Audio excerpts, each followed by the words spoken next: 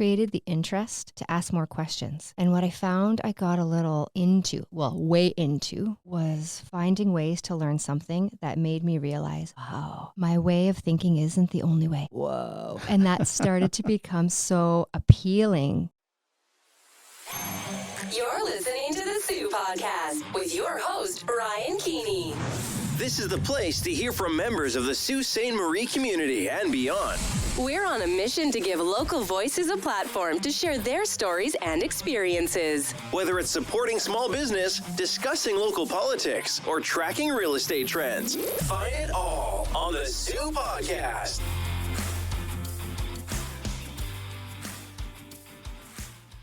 Jennifer Johnson is a regulated Canadian immigration consultant from the Boating region within the Robinson-Huron Treaty Territory of the Anishinaabe people, more commonly known as the City of Sault Ste. Marie. Jennifer's career is dedicated to providing essential services that serve the greater good for all. Inspired by her own experiences studying and working abroad, she developed an understanding of cultural identity and the challenges of adaptation faced by newcomers. This insight led her to open an immigration company, offering services to employers and foreign nationals while providing intercultural skills training for equity, diversity, and inclusion initiatives. She is the CEO of Intercultural Avec Immigration Inc., otherwise known as ICA, and the president of JJ Intercultural Consulting Inc. These companies are currently located at 372 Albert Street East in Sault Ste. Marie. Jennifer also holds a Master of Education degree in Adult Learning and Global Change from the University of British Columbia, and she's a qualified administrator of the Intercultural Development Inventory. Her profound commitment to inclusivity and the Northern Ontario lifestyle drives her as an outdoor enthusiast, eager to create an environment where everyone can enjoy the richness of the region. Jennifer, it's great to have you on the show today. Thanks for having me, Ryan. Great to be here. Awesome. So I know that intro is a little bit formal. It's got your educational credentials, the company that you've built and that sort of thing. But as a local Siouxite, a local business professional, tell the community who Jennifer Johnson is. I was thinking about this. I expected you to ask this question. It's like when you go for an interview and you have to be ready for that first one and it can throw you off. In expecting that question, it made me think how validating it is to have somebody say, come and tell us about you. Yeah. I really welcome that. It was really affirming for me. I'm from the Sioux originally, but I had to leave to really appreciate it. So like many, I out-migrated for education and exploring the world and came back with a fresh perspective. It took me, I'd say, 20 years to get really clear about what I really wanted to do. Not unlike young professionals all around the world. I would say it clicked in for me about 8 years ago. So that the summary of the journey of getting to the point where I wanted to put my time and effort and my heart into ICA. Where did you travel? I was reading that in your bio. You mentioned it just now. I've done some traveling around the world myself, but it's not about me. So what countries have you visited? I started in English-speaking countries because that was naturally more familiar. Yeah. I spent some time in Australia, New Zealand, and the UK. And then when I started to get a bit bolder, I ventured into Latin America. And then I'd say with recruitment of international students, that exposed me to Asia and Africa. Yeah. So it's hard to nail it down by country, but I don't want to ever stop exploring there. Unlimited number of places to visit, right? I feel the same way. I feel like I've barely scratched the surface of travel. On previous episodes of the podcast, I talked about my experiences in Greece and Turkey. And of course, Tracy and I have done some traveling down to Mexico. Loved it. Loved all of those locations. And it really does change you. It really shows you a different part of yourself. People hearing me say that probably thought I was about to say it shows you a different part of the world. It shows you how other people live. But as you travel and you go to these different places and get exposed to these different cultures, you really learn more about yourself and your own worldviews and how you interact with other people. I know it's a really cliche thing to say, but you really do come back a different person than when you left. Depending on how long you were gone, depending on where you went, depending on the experiences you went through, it's different for everyone. I find that super relevant to your career as an immigration consultant. It's very useful to have that personal experience with your professional experience. It shaped me big time, actually. Yeah. It created the interest to ask more questions. And what I found I got a little into, way into, was finding ways to learn something that made me realize, wow, my way of thinking isn't the only way. Whoa. And that started to become so appealing. So now I'm primed to search for those opportunities to just stretch open my mind a little bit more. I was exposed to it in the early part of my life through travel. And I remember coming back, reintegrating and feeling like an alien In Canada. Yeah. People didn't understand me. I didn't understand them. It was like we were on different frequencies. Right. And it took some time to process all the things I had been exposed to and learned and how my mind had been reshaped in those experiences. Can you give me some Ongoing. examples of that? Oh, this is funny. Sure, let's do it. I spent some time in Ecuador doing a youth program under the federally funded program at that time, which was called Canada World Youth. Okay. And it was a remote community. We spent 3 to 4 months there, and it was really intense learning, volunteering, that kind of a program. It was experiential learning. And when I came back, my family was so happy I came back alive. And they all met me in Toronto. And my mom, she was super cool. I booked us a Green Day concert. So when you come back into Canada, we'll meet you in Toronto and we'll go together as a family to this concert. She was so proud because she was thinking she was so cool, right? For booking a Green Day concert. The experience that was so surprising to me was that I couldn't handle all of the loud noises of the concert. It was like something I would have been so pumped to do a year before, but now I wasn't seeking that kind of stimulation anymore. I was seeking inside myself more. So I wasn't fazed. I wasn't too impressed, not because Green Day is not an epic band, but because I just wasn't there at that moment. I wasn't seeking that at the moment. Sounds like you were finding more satisfaction from stillness and calm than like loud experiences. When I was driving around alone in Greece along the coastline of the Mediterranean Sea, heading out to the Temple of Poseidon, I remember there was definitely, well, except for the very strong winds at the temple, apart from that nature, there was a stillness about it that I really, really liked, that I felt like, especially because it was a solo travel thing, there was a sense of peace to it. And maybe you experienced some of that when you were traveling, and it sounds like that was quite different from juxtaposing that over like this loud coming back home to Canada Green Day concert situation. Yeah. And I'd say that example's less about the incredible cultural differences, more about environmentally. I was in a very quiet place in the mountains and coming back to the metropolis of Toronto. Oh, wow. The mountains of which country? Ecuador. Ecuador. Yes. You mentioned that a moment ago. Yeah. Maybe we should go. Should definitely That sounds good. go. I'm going to sound so ignorant. That's South America, right? Yeah, that's right. Yeah. Like I mentioned, we've been to South America, but like we've been wanting to go to more places in South America than the little that we've seen. We just haven't had an opportunity yet. We've been really busy. But What country's next on the list? I guess that's really up to Tracy. I just pay for it. I don't know. I really liked Mexico when we went. I'd love to go back, but I don't know. I haven't been anywhere else but Mexico. Yeah. Maybe you can give us some advice on that. One of my favorite spots in Mexico is in the state of Oaxaca. Oh, okay. It's like the southwest part of the country. And in that state, you can find more quiet, chill beach locations that are off the beaten path. And above all, my favorite spot there was a little beach called Zipolite. You sound like you say that like a local. Well, I say it because I love it. Yeah. I recommend it to everybody. There might be a million people there now. Yeah. Well, I'm not going to try to say it, but you can spell it out or text it to me and then we'll Google it. Yeah. That sounds cool.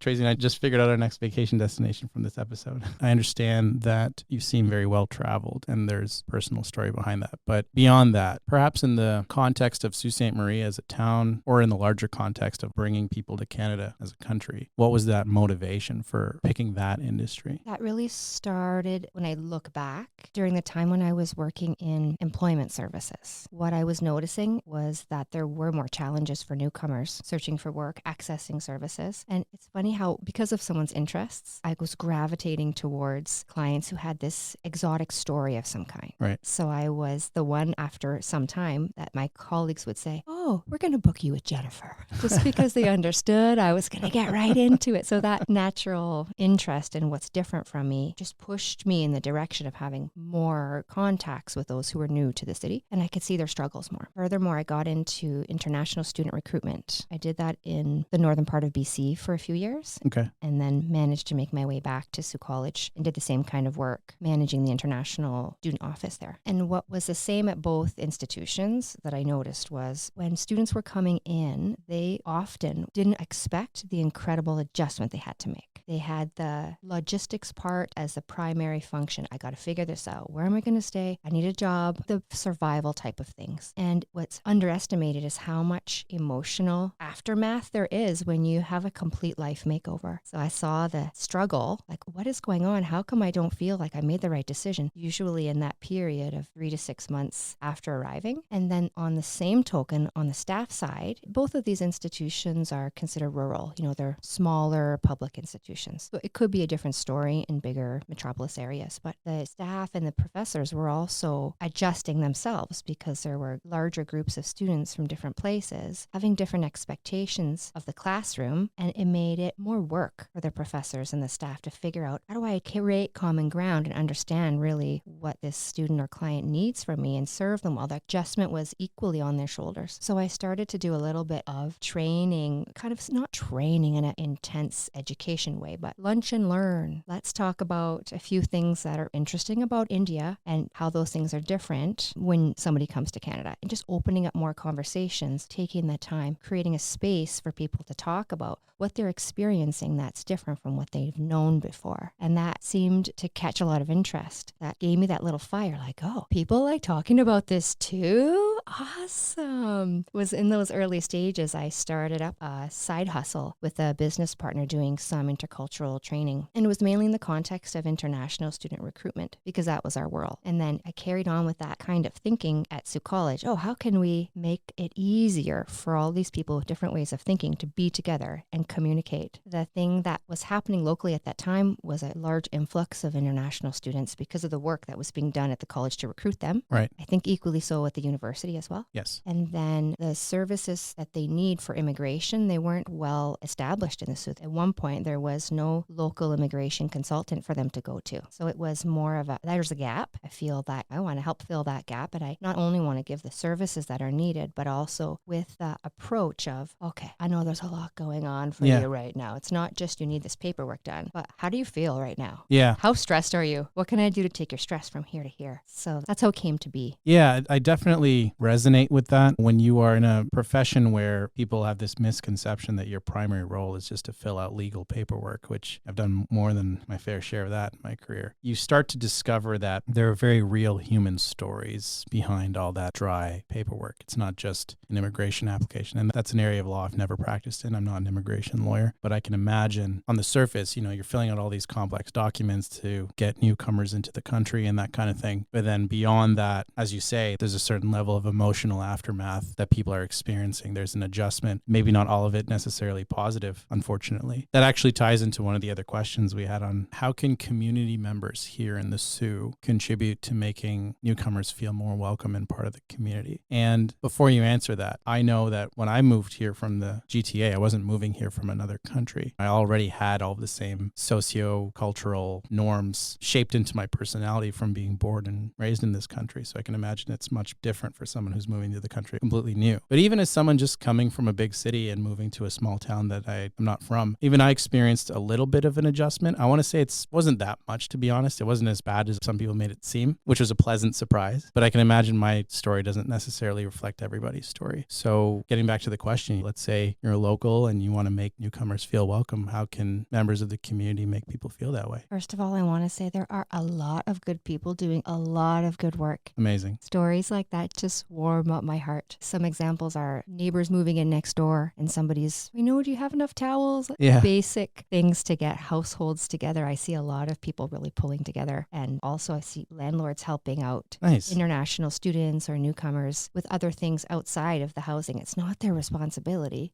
but they're doing it because they care. Being like super neighborly. Yeah. So a lot of it is happening. And I think celebrating that would just put a magnifying glass on it to show it's already largely happening. Yeah. And that encourages others to be like, oh, I could do that too. I got 3 bikes in my garage. Nobody's using it. And maybe that guy needs it to get to school every day. Yeah. Or having conversations like this where people get to discover that that's happening and then putting those conversations on social media. Hear those often, and I want them to be heard more. Yeah. For sure. And then to look at your question in another way, the question is, how can community members contribute to making a more welcoming community? There's something pretty fundamental about power position of somebody who lives in Sault Ste. Marie, who's part of the dominant culture here, and the power position of somebody coming in as an outsider. Right. So understanding that incredible difference in access to resources, not only physically, but cultural resources, information, who to talk to for what, all of that contributes to somebody from here having a great advantage. So acknowledging that advantage, first of all, is I think what opens the door to natural welcoming behaviors. Yeah. Oh, I get it. I have so much. It's not about, I have 45 towels in my linen closet and I want to give 2 to my neighbor.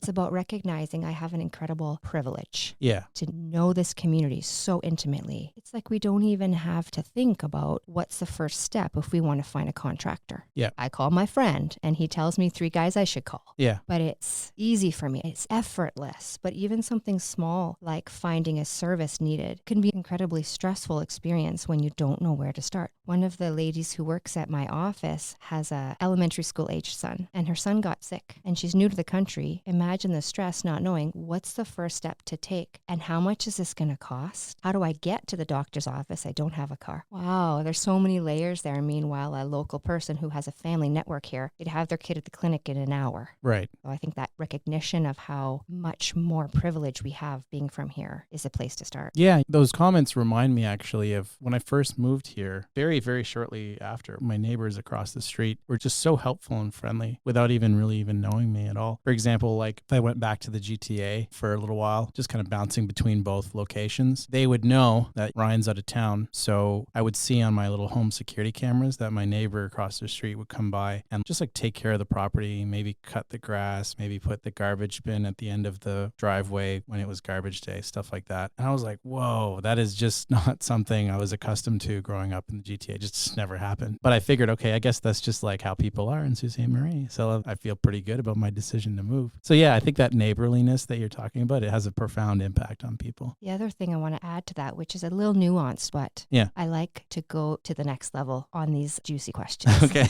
it's fine. It takes so much courage when you're new in a place to reach out and break into community, finding the way, finding the people, having the courage to put your chin up and walk into a networking event, for example. That's already hard for the average person, but it's doubly or triply, quadruply hard for somebody who's from an outside community. So I would say, to add something to the question of what can the community do, I'd say extend the hand, extend the invitation first. That's part of understanding we have the privilege of, it's easy for us to walk into the public event and know what we're supposed to do at a community event. A newcomer might not go because they don't know, how am I supposed to act there? Yeah. But if the neighbor says, come with me, we're going to go down to that thing together. Yeah. Extending the invitation is so important, but it's actually working both ways. If the neighbor says, why don't you come over for tea? It should be a yes. Took him so much courage to say, come into my home and have my tea from my country. You got to say yes. You got to do your part to be a little bit uncomfortable as well. Yeah. And go to places that you wouldn't usually go. Gotcha. I had an interesting experience. I went to the Sikh temple. Oh, wow. A year or two ago. There is one in the Sioux? There is one. I didn't even know. I'm not Sikh, but like I didn't even know that one existed in the Sioux. I had the invitation to go, so I thought, okay, someone extended the hand. I said, take my own advice, say yes, go for it. And I was incredibly uncomfortable.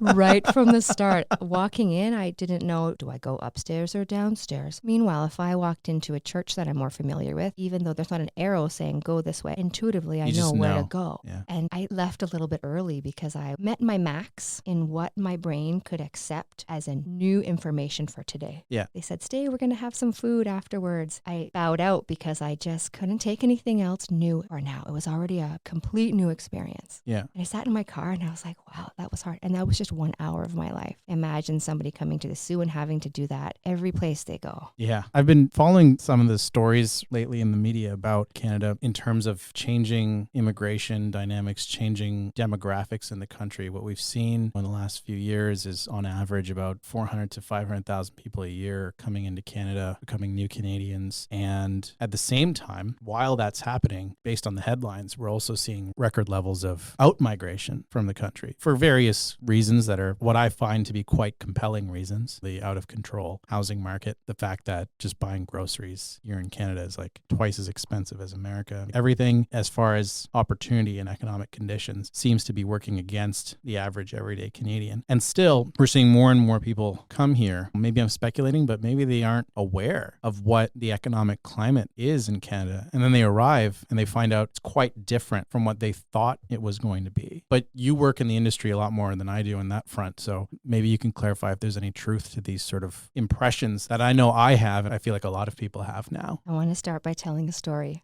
Go ahead, tell a story. When I moved to northern BC for my career, I did some research about the region, but I didn't actually believe what I was seeing. Oh, a house costs that much in Fort St. John? That can't be right. So I get there, and indeed it was as expensive as the research showed. And I had this experience experience of walking out of the grocery store in my first evening in town with less than what I needed to eat because I was not paying $1.29 a pound for bananas. I just wasn't doing it. It took me some time before I was ready to shell it out. Even being Canadian, that felt like a lot to me. So I get it. To get back to your question about the messaging around life in Canada, there are some things that I noticed in the international student recruitment industry that I could lean on to provide some insight. I noticed that those sales reps, the individuals meant to promote their institutions overseas, they often promote Canada in a obviously positive way. They want students to come. The things that I've seen them use in terms of data to support that would be our social systems, the mat leaves, pat leaves that are available to families. Those kind of general messages about the social net, those are used, I think, to create the message that, oh, it's great here. In fairness, there's some decent information being shared about the cost of accommodation. It's a pretty critical factor for a student when they're budgeting. So there's, I think, some school reps giving good information about what's the true cost of living in the communities their institutions are in. But that's not the case for everybody. Right. So I'd say there's certainly some misinformation given along the way for the purpose of making the sale. Yeah. I hate to say that, but it's a thing. There's a business incentive for some people to get as many newcomers, students, international students into the country as possible, because every time another person does that, someone is profiting from that. And maybe the extremely high immigration rates we're seeing is more reflective of the business efforts that are being made by a lot of these reps that you're talking about. I can't confirm nor deny that. Yeah. There are some immigration policies in Canada that are appealing as well compared to what somebody might be able to access if they immigrated to another country. Gotcha. So one of those things is the opportunity to apply for an open work permit after graduating from a public institution. That gives somebody a real head start in the labor market. So for example, it's not all on the shoulders of economic interests of businesses. Yeah. Of course, Canada's looking to attract more people. They're doing their part too with some policy. Yeah. And I mean, as challenging as the situation is, it might just provide enough motivation for all levels of government to get serious about building more housing in Canada. The fact that there are high levels of immigration right now should motivate them, whether it's at the municipal level, the provincial, or the federal, to meet the demand for homes. Maybe the solution isn't let's warn everybody that Canadian economic conditions are extremely harsh. Let's look at it a different way and do what needs to be done to make housing affordable, to make everyday necessities like groceries affordable again. And then once we're able to achieve that, then increase immigration even more and give that wonderful standard of living to even more and more people. Maybe I'm describing a utopia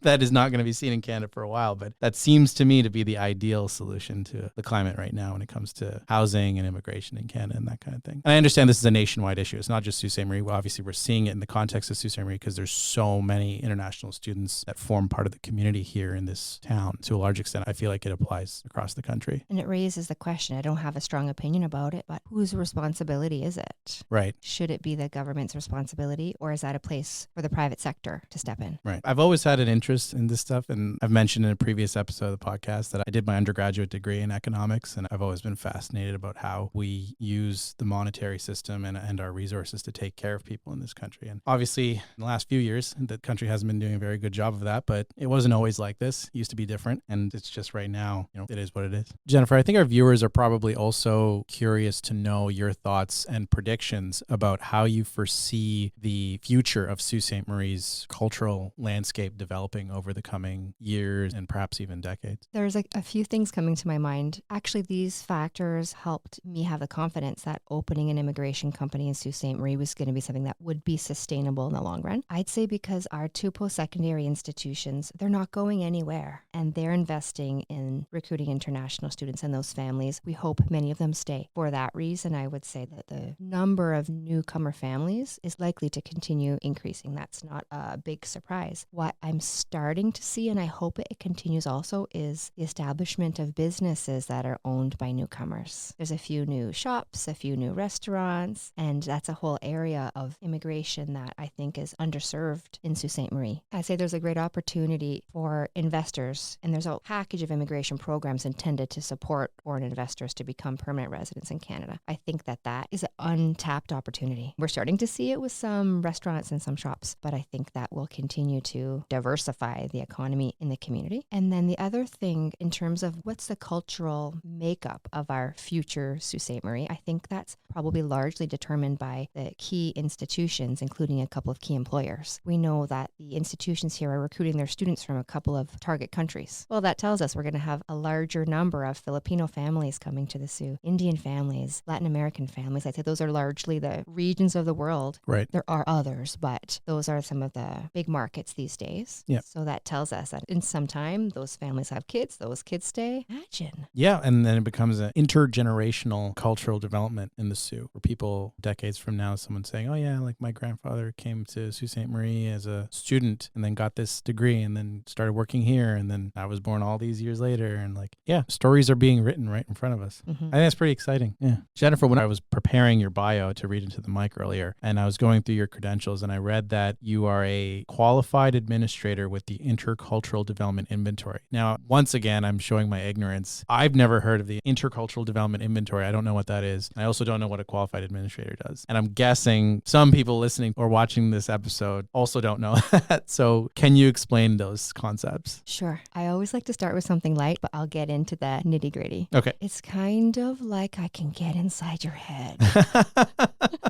It's scary for some people. What do you mean? The inventory is a psychometric assessment of one's ability to negotiate and communicate and be effective in an environment where there's a lot of difference. Oh. It's giving each person an actual score. What is your intercultural skill level? So we use that when we prepare corporate training programs because it gives us an insight into the group as a whole. We can see the scores of everybody. They're private. I couldn't tell your score to Tracy, but as a group, I can say this group of 20 people on average scored around here. And then the design of the learning experience hinges on how little or much resistance is there to the idea of working in a complex environment where somebody has an idea that's different than mine. So it's the foundation of all of the corporate training that we do. And to be a qualified administrator, there's a training and a licensing process. There's a code of ethics, and it allows us access to the platform to issue the assessments and to collect the reports. It gives access to mass data that has been collected with that tool over time. It's making its way into Canada, like not yesterday, but in the long term, it was developed and largely used across the US. And so now it's being kind of imported as a service and as a tool in Canada, in many cases in corporate settings or in institutions where they're seeing the need to not only do the training, but give the participants something concrete that they can use to measure their progress. So you could reassess yourself a year or two from now to see, did I get any better at this or not?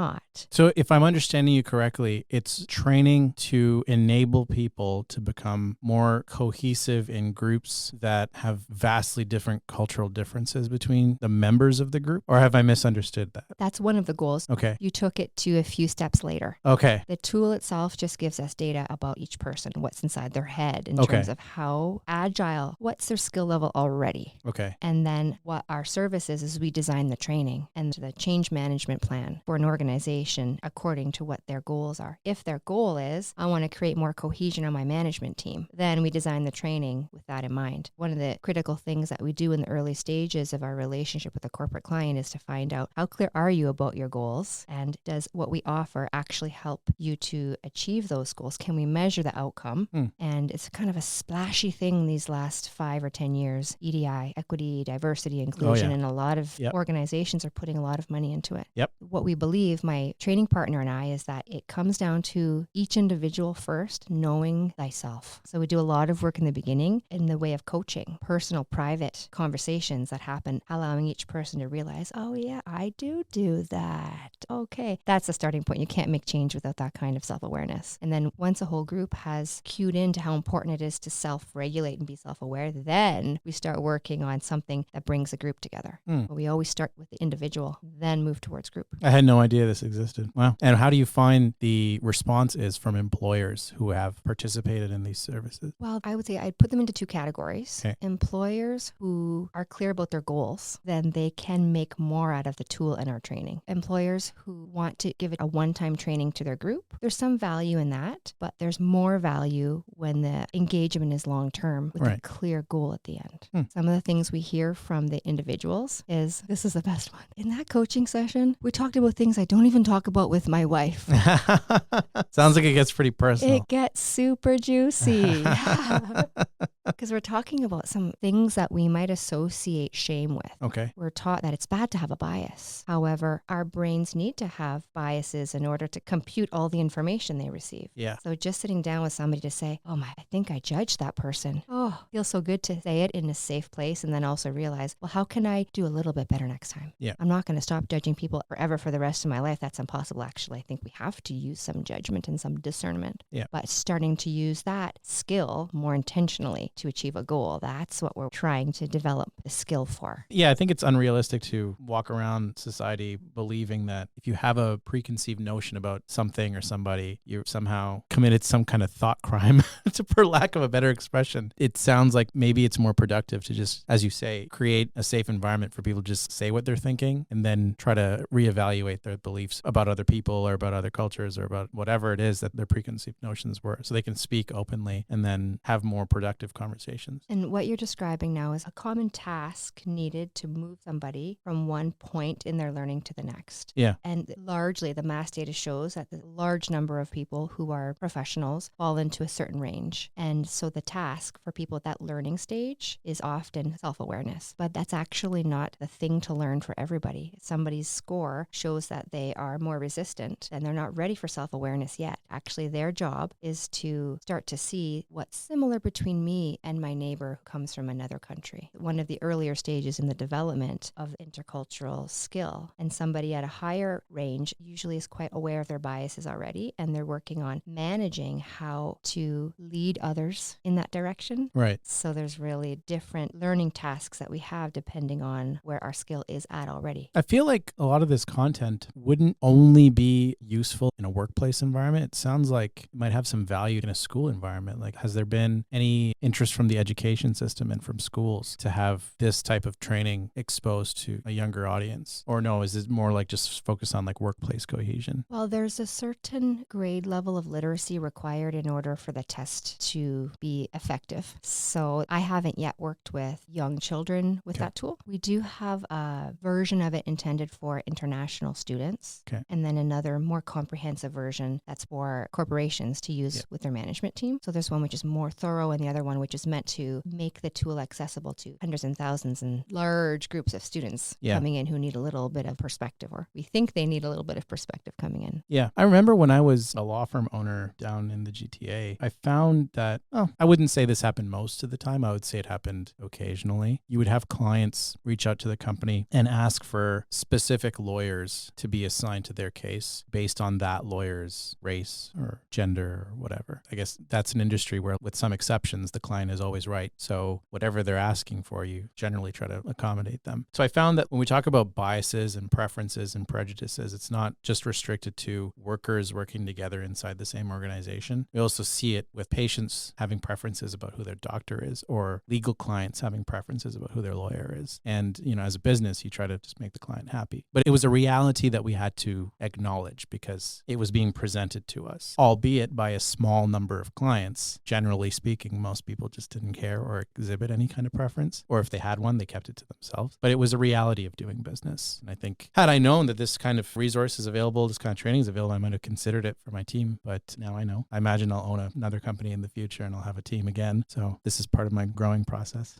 What I'm hearing when you talk about that situation where a client's requesting a certain lawyer because of their ethnic background, I can see it from two sides. I can understand how, as an organization, you want to provide services of equal quality to all of your clients, no matter what's the personal history of the lawyer. Yeah. Nonetheless, on the other hand, the client side, I see it with my own eyes. We have a few of our team members who aren't born in Canada, and they can connect with our clients who have the same country origin in a minute, in a second. They just get each other. And the client's usually relieved to know that, there's something familiar here, even though what I'm about to do, which is launch an application for something that's so important to me. I've got somebody who knows me. So there's incredible value in having having that familiar cultural context. Yeah. So there's no right or wrong in the work that we do. It's a matter of perspectives and knowing one's own perspective at the same time as exploring the other's perspective. It's infinite learning. For sure. Yeah. It's abundantly clear that when people have this shared, maybe it's a shared language or shared worldview, they can connect much faster. I wasn't clear when I was describing my experiences. To a greater or lesser extent, you would see some clients of a ethnic background that was outside Canada, and they would prefer to have a lawyer that was not their own ethnicity. It was like more like a Eurocentric lawyer, because there was this presumption that they were going to get better quality services from someone who was not from their own country. So I think there was undoubtedly a certain degree of bias against one's own culture. But I will say again that I rarely saw it. I saw it sometimes. I'm happy to say that what I did see more often the case was what you're describing, where somebody is actually like saying, hey, do you have anyone that speaks my language? English is my second language or whatever. Those solicitor-client relationships were just so seamless and so smooth. Like you were talking about, there's a large influx of people from South America coming to Canada. And many, many years ago, I was getting calls all the time. Like, do you have any lawyers that speak Spanish? I'm like, no, I don't. So eventually I had to be like, I need to find someone who does. This is going to be great for business if I can. And I imagine I'll continue to run into stuff like that. More diverse Canada gets. Assuming I continue to do business in Canada, that's a whole other conversation. Tracy and I have looked at like investor visas to America and stuff like that. And I don't know, I have my own views on the economic future of Canada versus America, but I don't want to get into that topic. I know we're talking about immigration, we're talking about the economy, but that's a much longer conversation for me anyway. Who knows where this power couple will go? Yeah, who knows? Yeah, we'll figure it out.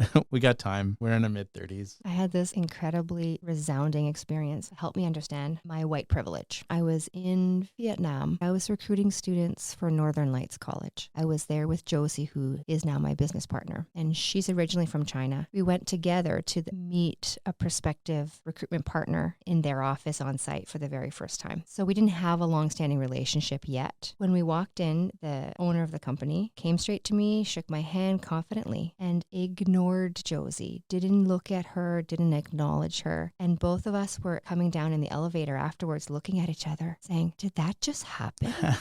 I just observed him completely, I don't even know, I can't speak on behalf of this person. Yeah, it was, what just happened there? It changed my awareness of how being from North America and being white is opening doors for me that aren't being opened for others who aren't white and who aren't from North America. We had a similar experience at Home Depot yesterday. Oh, I know that's where Tracy's mind went. Yep, I was so thinking about that. Yeah. We were trying to get this design consultation sorted out where we want to change our front door and we have to get it specifically ordered, specifically built and everything else. And the consultant at the store was almost entirely directing all of his communication with Tracy.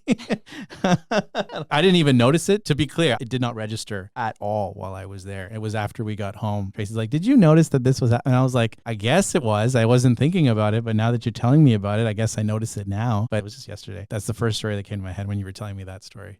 Maybe it's been happening more than I think. And it's just been something I've just gotten so accustomed to that I don't even see it anymore. It's like, whatever. It doesn't bother me. Maybe it shouldn't be that way. Maybe the world should be better than that, but I don't lose any sleep over it.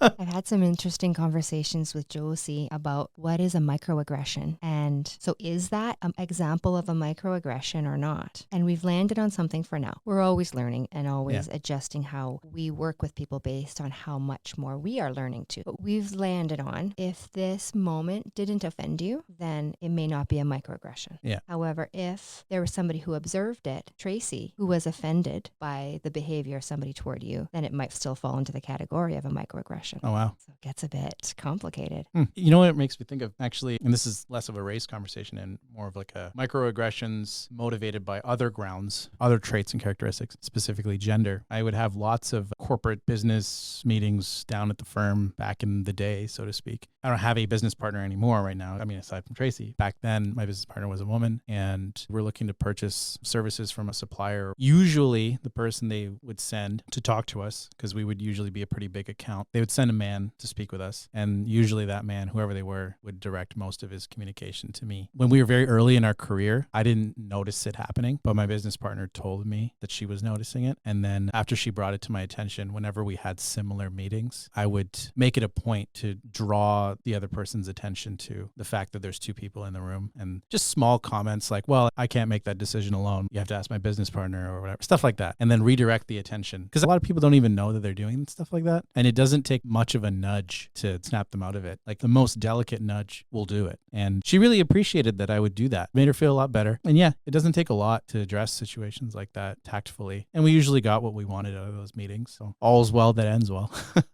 Sounds like a beautiful example of an act of inclusion. Yeah. And I want to tie it back to something we talked about earlier when it comes to who has more power in that moment. Yeah. I would say, given the situation that you outlined, because of your gender, you had more power at that moment. So it was actually in your hands to make the move. Yeah. To say, oh, you should ask my business partner about that. It's Yeah. really the responsibility of the one who's got a difference, even small, in power. Hi everyone, it's me, Tracy again. We hope you've been enjoying this episode. If you're a content creator, real estate agent, or really just about anybody who embraces the power of great content, then I encourage you to visit tracyalberta.com. That's TRACY and Alberta like the province.com. On my website, you can learn about my and Ryan's editing services, film production, aerial photography, and much more. Okay, back to the episode. I'm quite sensitive about gender inequality. It's one of those things that Okay. I'm in a phase now where I'm noticing it. Yeah. I was blind to it, or I didn't care to notice. Now I am noticing it more and just doing my own processing on that, learning new strategies for those little micro call-outs. Right. Like the nudges you called them, that Yeah. does show somebody, oh, yeah, sure, right? Yeah. You're noticing it more these days. What brought about that change lately in your life? Likely because I do a lot of work with equity material, Right. front of mind or top of mind. And when we talk about equity, it's often not only about ethnicity Yeah. or national culture. There's so many layers. We call it intersectionality. My identity has this Canadianness, all these factors. It's multidimensional. So I want to make sure that it's to help people take the focus away from, I'm from this country, so therefore I'm like that. Oh no, it's way more than that. Yeah. But thanks for your question. I think the reason why I'm noticing it more would be as I advanced in my career in post-secondary education into management level positions, I had more responsibility and I had to learn a thing or two about how to negotiate the projects that I was working on, advance the priorities that I was there to advance, and to scratch my head a few times when I didn't find that there was ease when I was trying to move my ideas forward. It took me time to learn the skill to negotiate in what's largely a man's world. Right. And I got to be honest, there's some pointed moments where like I'm still kind of mad.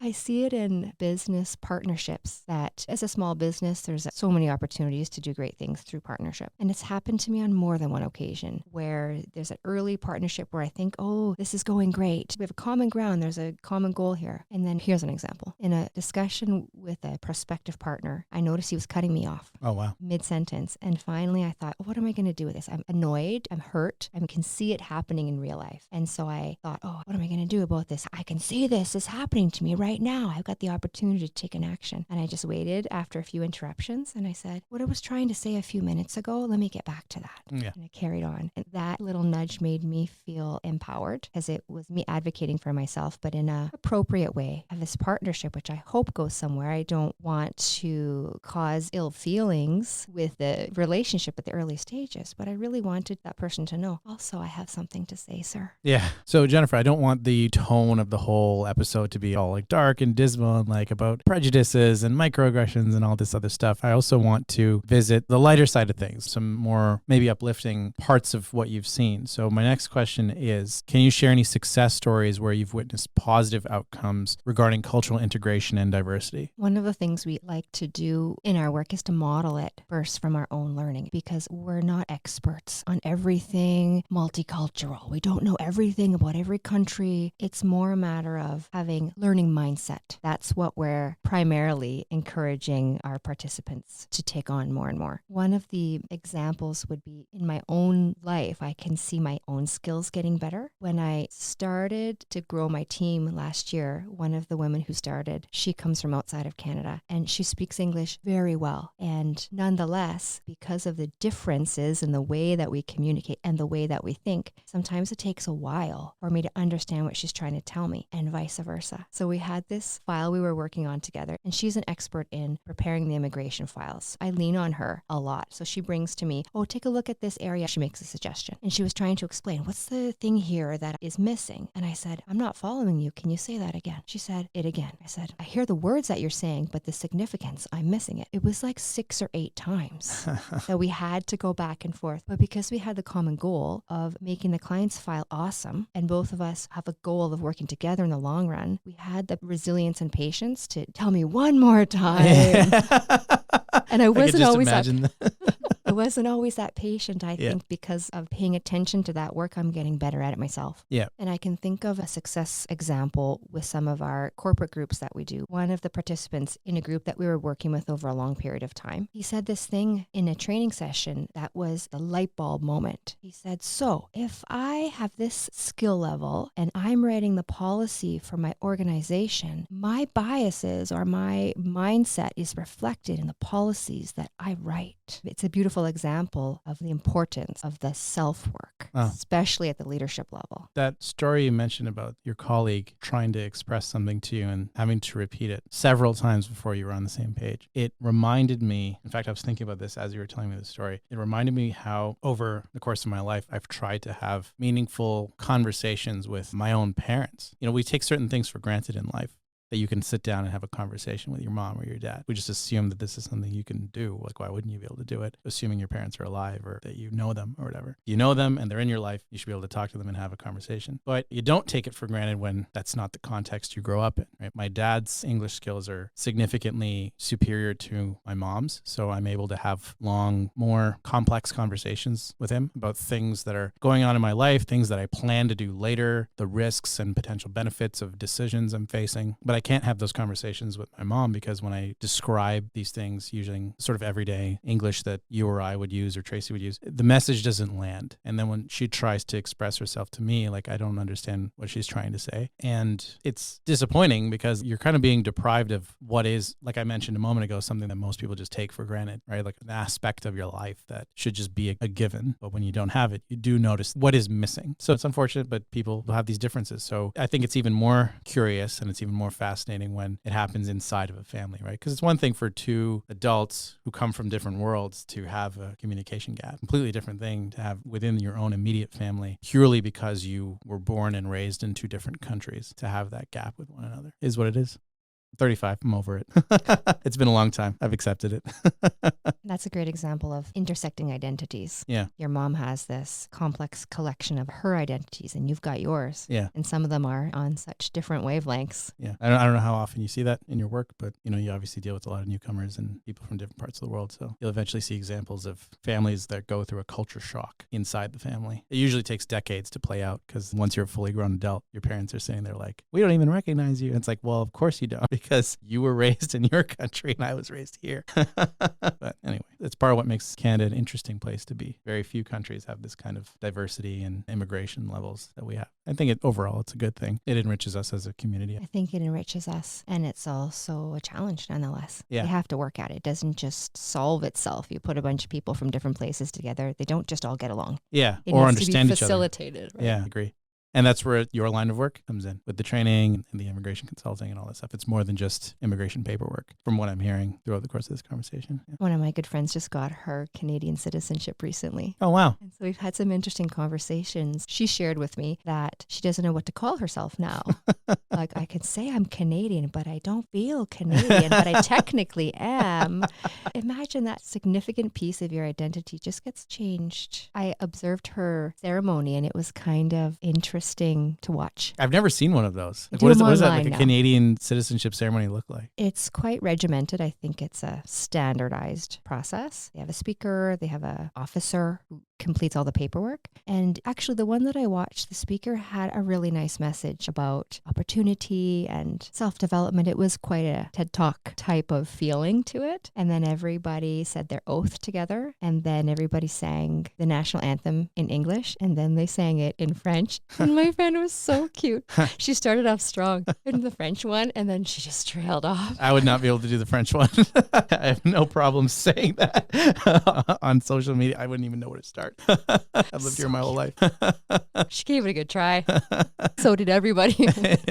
That's good. They used to do them. Maybe they do in some cases. I'm not too sure. I attended one in person back before COVID, and it was quite a special experience for those people attending. They had a Mountie and an official feeling to the whole thing, and you have your family there. Everyone's clapping for you. I think there might be something lost in the online version, but I bet it's administratively a bit simpler. Yeah. Can I ask you a question? Yeah, people ask me questions on the show all the time. What's your particular interest in the cultural diversity dynamic in Sault Ste. Marie? That's a good one. I feel like my primary concern about the community in which I now live is its economic growth. And like you mentioned earlier in this episode, economic growth oftentimes has a lot to do with outside investment. Take, for example, Tracy and I went out to dinner recently to a pho restaurant. And when I got there, I was like, I recognize this place. I've been here before. At least I've been to this building before, not this restaurant, because the last time I was at this building, it was an Italian restaurant. And I don't know which one it was. There's lots of Italian restaurants around. I just know that that's what it was. So I guess the owner had sold it, and it went from being an Italian restaurant to a pho restaurant. And it seemed a lot busier than when it was an Italian restaurant. So I was like, okay, so people are taking really well to this. People want more diversity in the products and services that they can buy in this economy. Now, of course, diversity in restaurants is a very simplistic example. There's a lot of ways that you can get outside investment to grow an economy. I do think that the more cultural diversity you have, the more of an opportunity there is for economic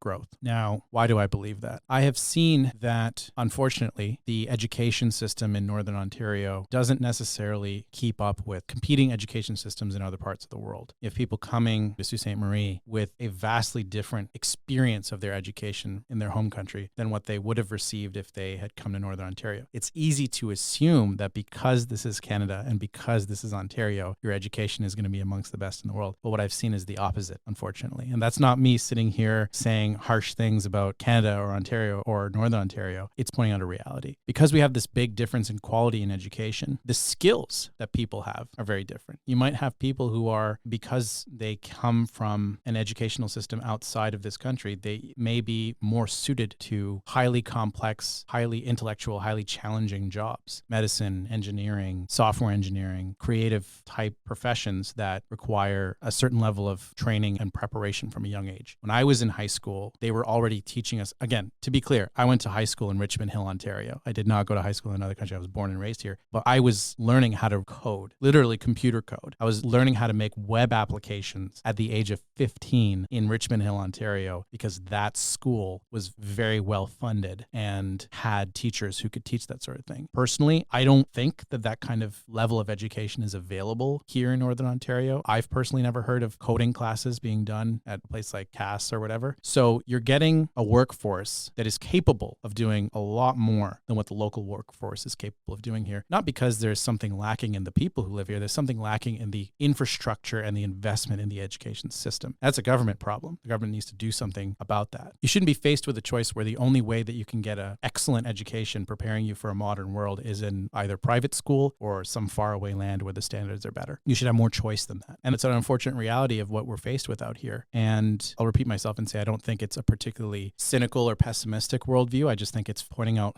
this is the economic problem we're facing. This is the economic solution. If there's not enough skills that's being taught to the young generation to prepare them to be productive, high-skilled workers, that needs to be fixed. That's just a math problem to me. That's my sort of perspective on how cultural diversity can enrich the local economy in that sense with a highly skilled and highly diverse workforce, not just diversity of culture, but diversity of educational backgrounds that you can't necessarily access here in Northern Ontario. That's one thing. I also find that even just within Canada and within Ontario, you see a lot of cultural division between Canadians. I'm not talking about new Canadians. I'm not talking about newcomers. I'm talking about people who are born and raised in this country. There's still cultural division between them. And it's a bit of a shame. I've seen it my whole life, especially growing up. I spent a number of years in my childhood in Nova Scotia. I saw it there. And there's a lot of commonalities between a small town Nova Scotia environment and a small town Ontario environment. The cultures are very similar. I find that within Canada, there's unfortunately certain levels of tension between the descendants of European European settlers versus Aboriginal communities versus the children of immigrants. I'm a first-generation Canadian because my parents were not born in this country. And I heard of a sociological phenomenon that anyone with the phone could just grab and Google this right now. I'm not making it up. There's this sociological phenomenon called the third culture. And the third culture talks about how a first-generation American or a first-generation Canadian will experience certain things in their life socioculturally that puts them as an outsider in both camps, so to speak. They can't really relate to the country of their parents' birth because they don't speak the language and they don't believe in the same cultural values. But at the same time, they can't really relate to what you would refer to as the dominant culture, the communities of people who live here who have white privilege and stuff like that. Can't really relate to them either because you're just not part of that team. Sorry. So you don't fall into either. You fall into a third space. And you can try to live in both worlds. You can try to have social connections that come from one camp or the other camp. It's a learned skill, I think. But the longer you live, the better you are at doing it. So the theory goes that third culture children, third culture generations generally find the most sense of belonging with each other. They kind of form their own tribe and their own camp. So when I think about a place like Sault Ste. Marie, I think about how you have all of these different camps sort of living together, right? You have a large, robust population of Aboriginal people. You have a large population of descendants of European settlers. You have a large population of children of immigrants. And you have a large population of people who just got here last week, all living in a small town together. And it's very fascinating to see how they all interact with each other. And I imagine you see it at a much more everyday level than I would because we have different lines of work. But I think about these things sometimes, and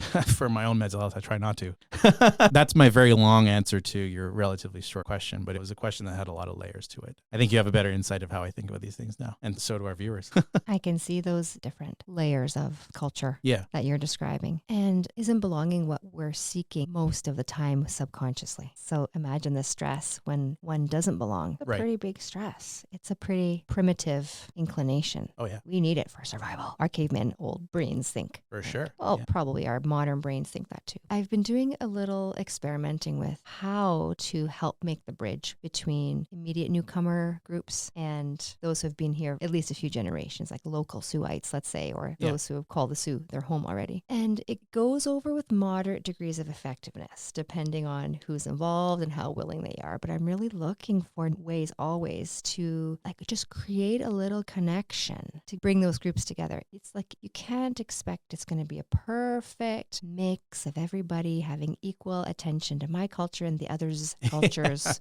But small moments create learning, create new thinking. Like it kind of expands from there. So we do a few things like a French night, where once a month, mostly we're Anglophones, but we have at least intermediate level of French, and we just get together and speak French all night, imperfectly as we like. I've tried also inviting newcomers with me to come out to public events to help say, oh, here's so-and-so. I'm always looking for ways to do that better, do it more, spread that practice, because I think that's coming back to one of your earlier questions. One of the things that the community can do, which involves the person with more power saying, come with me, we're going to do this together. There's so much to do. Like it's infinite what can be done to help somebody who doesn't belong feel like they belong. Oh, yeah. One of the most enjoyable nights out on the town that I had just after I moved here was this, I forget the name of the event, but it was like a celebration of Hispanic culture. And it was just so well attended. It was at the Delta Hotel. It was in their biggest conference room. Every seat in the house was taken. The meals were amazing. The police chief was there. Politicians were there. Influential people. I think Asima Vizina, the president of Algoma, she spoke briefly at the event. And it made me feel so proud to be in a small community that took so much joy in other people's cultural ways of celebrating their lives. I felt really good. And I think that there's definitely so much more good in the community than bad. It's just that sometimes the bad are speaking loudly. They're the ones that tend to post most on social media. They're the ones that tend to be the most in your face. Whereas all the positivity and the good, that kind of flies under the radar. But you have to kind of find it. Go out to these events and get social and find out all the positive energy that's out there in the community. Because I certainly saw it very, very shortly after I moved here. And it made me feel great. And I decided to stay instead of just like heading back to the GTA. It's a great success story for the community. That is a great success story. Yeah. I appreciate your point that the large amount of tension goes toward those who are unhappy about the diversification of the community. With humility, so many beautiful things are happening. Yeah. Why can't we put more focus on that and less on the negative stuff? Yeah. I think people just need to see it, right? Like it's part of my motivation for creating a podcast is you're putting content out there that's Sault Ste. Marie focused, that's specific to a small town, a relatively small community, and there's a platform for locals to talk about their experiences. And I've seen such a vast vast difference in all the experiences that appear on this show, right? Like you're the first person to appear on the show to speak so deeply on the cultural development of the city from the perspective of diversity and inclusion. We've had totally different topics come across, like our mutual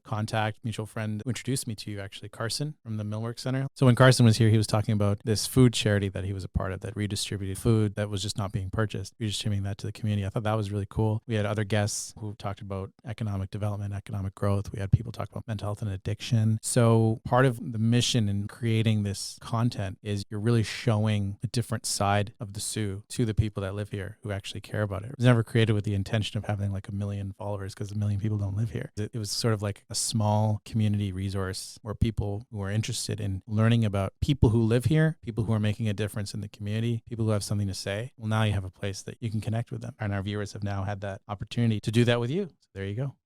Thanks for the cool opportunity. Yeah. I imagine for you as somebody who's newer to Sault Ste. Marie that it has expedited the process of networking in the community. Oh, for sure. Yeah, unequivocally. Awesome. When I was first inviting guests on the show, I was reaching out to people saying, hey, I have this concept. I think it would be cool. I don't know of anything quite like it. What do you think? Do you want to be on the show? And by and large, the response was positive. People were like, yeah, that's cool. I'll be on the show. Some people were like, I don't know about this. Like, I haven't heard a single episode. I'm like, that's because it doesn't exist yet. And they're like, no, maybe publish some episodes and then I'll think about it. So that was some of the response I got. But at some point it became sort of like referrals. People who are on the show were like, you really need to interview so-and-so. I'm like, okay, so why not? And they'll send out some emails and then, well, you know the process. You went through it. There you go. I got a guy for you. That's awesome. There you go. We got another guest.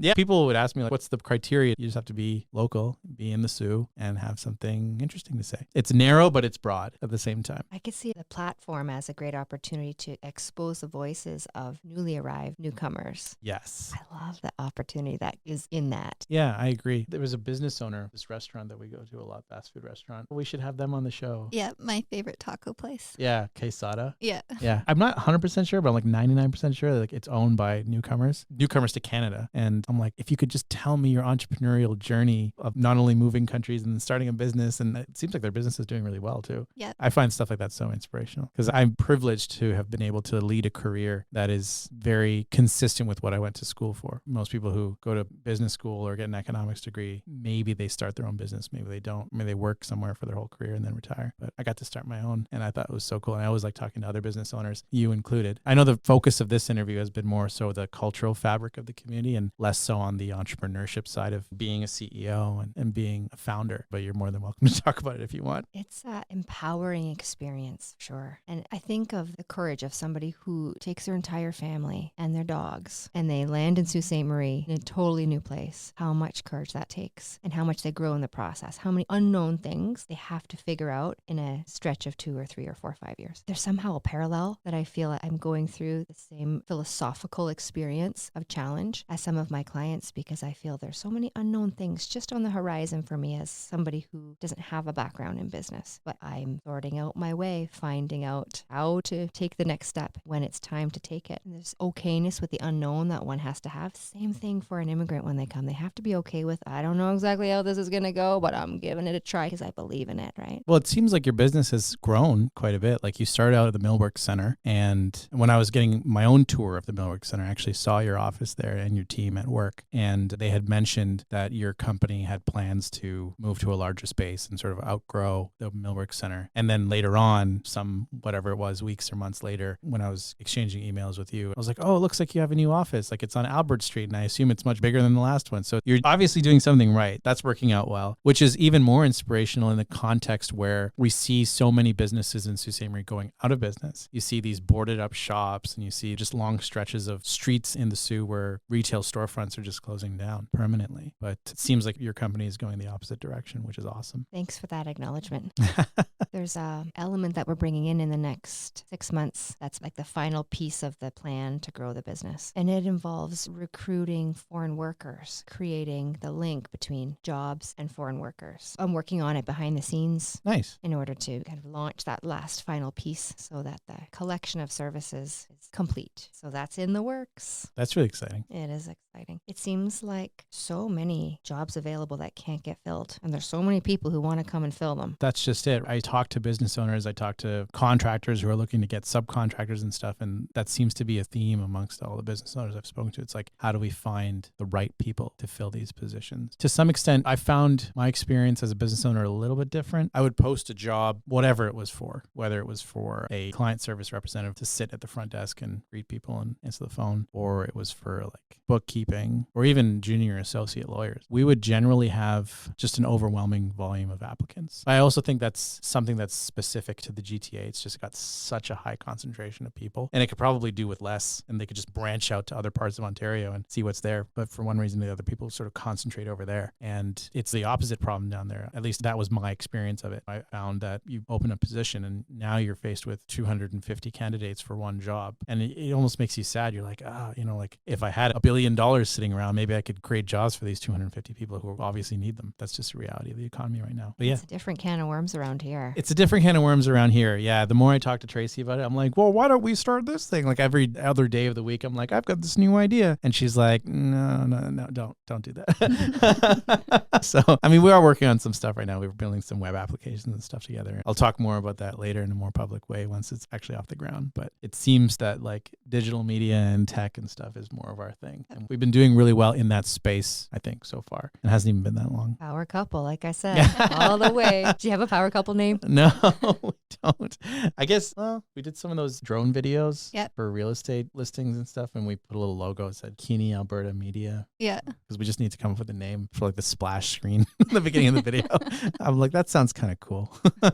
Cute. There is something else I want to bring into the mix. Okay. That's something personal for me that's unsettled, and I'm just working through it, but I believe that there are lots of other people perhaps having the same process happening. The work that we do in immigration, it can be considered counter to efforts that are being put in place, like the Truth and Reconciliation Initiative. Like one type of immigration, so to speak, arrived in this country as a military colonizing force with complete technological dominance over the local indigenous population. And that dominance was used for war and violence. That's quite different from today's immigration, where you have a highly structured, highly rules-based system of governance, of law enforcement and economy and jurisprudence that is accepting immigrants into the country based on a highly structured methodology, right? People who are coming to the country today are not arriving on the shores as invaders. They're being permitted in by a dominant infrastructure that will continue to maintain power in the region with or without these new Canadians arriving from whatever part of the world. I think the historical context is very different between what immigration looks like today and what quote unquote immigration was 150 years ago. That's how I would put that. But I don't know to what extent. Again, I'm not a historian. I don't have a PhD. But if you're asking me a personal question about like, how do I reconcile my feelings about maybe more and more and more immigration is inherently antithetical to respecting the rights of the indigenous population, it's not the same immigration. It's very, very different from what it looked like when European settlers arrived in this country. I don't know if that's any consolation for the personal journey that you're on, but that's how I would look at it. So many layers there. Yeah.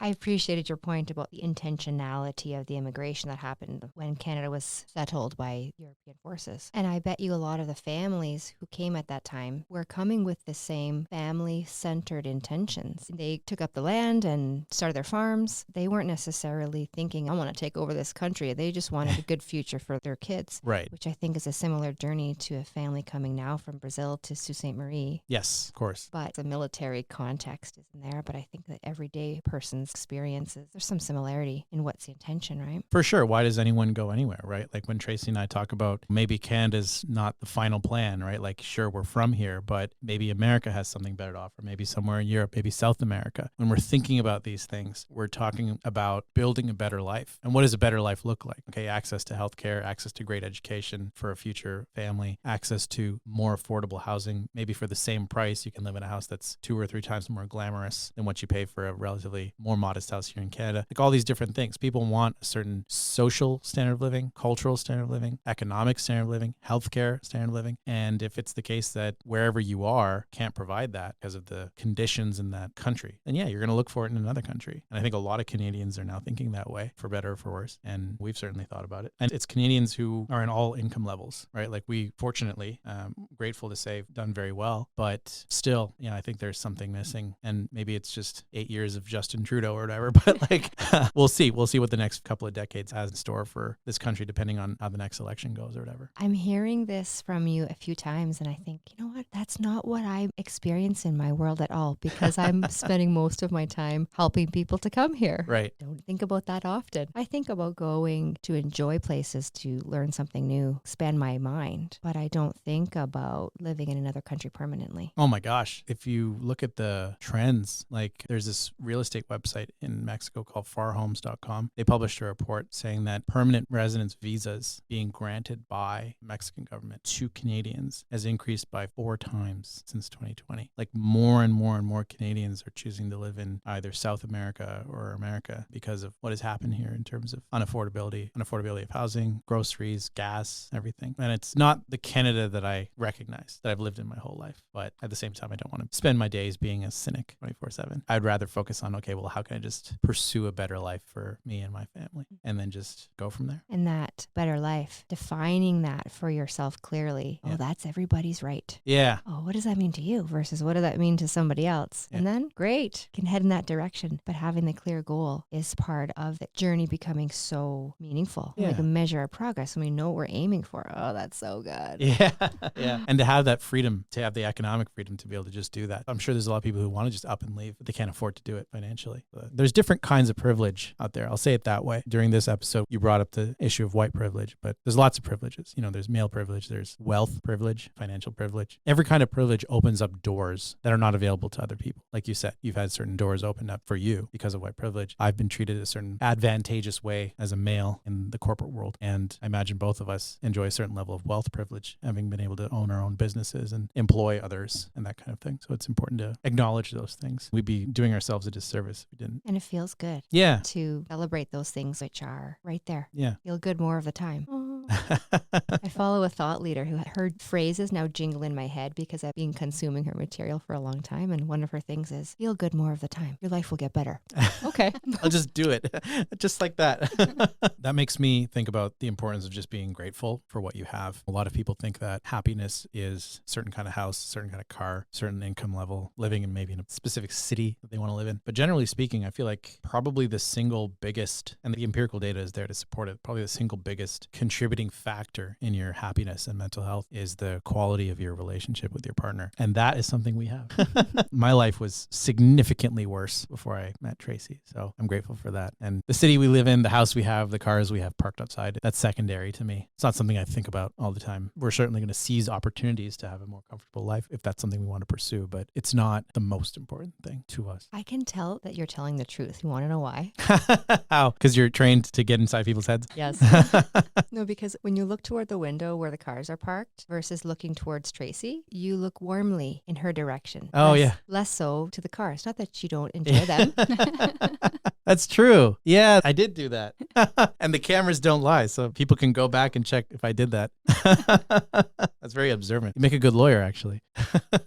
No, thanks. I'll pass. Jennifer, it's been an absolute pleasure having you on the show today. I think we talked about a lot of things that I feel are super relevant to Suites. We're talking about the cultural fabric of this small town and to some extent what's happening in Canada across the country with immigration and housing prices and stuff. But people tune into the show to have a deeper connection with their local community here in the Soo. And I feel like that's something that we really did today. And I'm grateful that you were able to come here and do that for our audience. Thank you for that. It's my pleasure. It's fundamentally something I believe in. Make space for more conversations that are a little vulnerable. Usually that serves everybody. The precious thing. Do more of that. We should all do more of that. I feel like we will do more of that. You're welcome to come back on the show again in the future when you have some more stories you want to share. Your Oh, business has really? grown. We got the time. The studio is going to be here. And what you've done with this platform is created opportunities, like you said, for Suites to connect with others and learn about what great stuff is happening in the community. But in addition, that affirmation that happens when somebody says, I want to hear you, that's fundamentally satisfying. And that's part of, I want to loop back to one of the first questions you asked about what can we do to make Sault Ste. Marie more welcoming. That's it. That's it. Ask people about themselves. Talk to people. Yeah. Done. Thank you. Well, thank you. Thanks for joining us for another episode of the Sue Podcast. Follow us on Spotify, Facebook, YouTube, and TikTok. And be sure to check out our website at SooPodcast.com. That's SOOpodcast.com.